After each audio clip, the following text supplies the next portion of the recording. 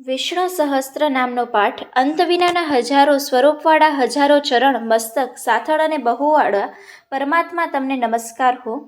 હજાર નામવાળા અને હજાર કોટી યોગને ધારણ કરનાર એવા શાશ્વત બ્રહ્મ પુરુષને નમસ્કાર હો. જેની નાભીમાં કમળ એવા ભગવાન વિષ્ણુ ભગવાનને નમસ્કાર હો. જળમાં શયન કરનારા શ્રી વિષ્ણુ ભગવાનને નમસ્કાર હો. હે કેશવ, હે વાસુદેવ, આપને નમસ્કાર હો. જે વાસુદેવની વાસનાની ત્રણેય લોક વાસનાવાળા છે અને જે સર્વે પ્રાણી પદાર્થના નિવાસ કરે છે એવા વાસુદેવને નમસ્કાર હો. બ્રહ્મ સ્વરૂપ અને સૌ બ્રહ્માંડનું હિત કરનારા એવા દેવને નમસ્કાર હો. જગતનું હિત કરનારા શ્રી કૃષ્ણને નમસ્કાર હો. ગોવિંદ સ્વરૂપને નમસ્કાર હો. જેમને આકાશમાંથી પૃથ્વી પર પહેલું પાણી સમુદ્રમાં જાય છે તેમ બધા દેવોને કરેલા નમસ્કાર કેશવ પ્રતિ જાય છે.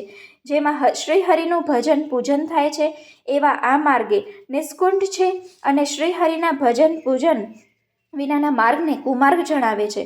બધા વેદો જાણવાથી જે પુણ્ય પ્રાપ્ત થાય છે અને સર્વ તીર્થયાત્રાને જે ફળ મળે છે તે સમગ્ર કુળ દુષટોનો નાશ કરનાર શ્રી વિષ્ણુ ભગવાનની સ્તુતિ શ્રદ્ધાપૂર્વક કરવાથી મળે છે.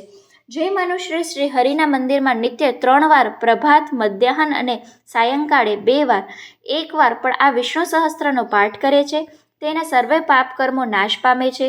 જે મનુષ્ય આ શાસ્ત્રનો પાઠ ભાવભક્તિથી કરે છે તેના શત્રુઓ બળી જાય છે, તેના ઉપર સર્વે ગ્રહો શાંત રહે છે અને તેના સર્વ પાપ નાશ પામે છે. જેણે શ્રદ્ધા ભક્તિપૂર્વક આ શાસ્ત્રનું ધ્યાન કર્યું છે, શ્રવણ કર્યું છે કે પાઠ કર્યું છે તેને સર્વદા દેવોને રૂડા પ્રકારની પૂજા કરી એમ સમજવું. જે મનુષ્ય દરેક બારસને દિવસે મારી સમીપ આ સહસ્ત્ર નામનો પાઠ કરે છે તેને આલોક કે પરલોકમાં કોઈ પણ ઠેકાળે ભય રહેતો નથી અને તેના કરોડો કલ્પના પાપ ધીમે ધીમે બળી જાય છે.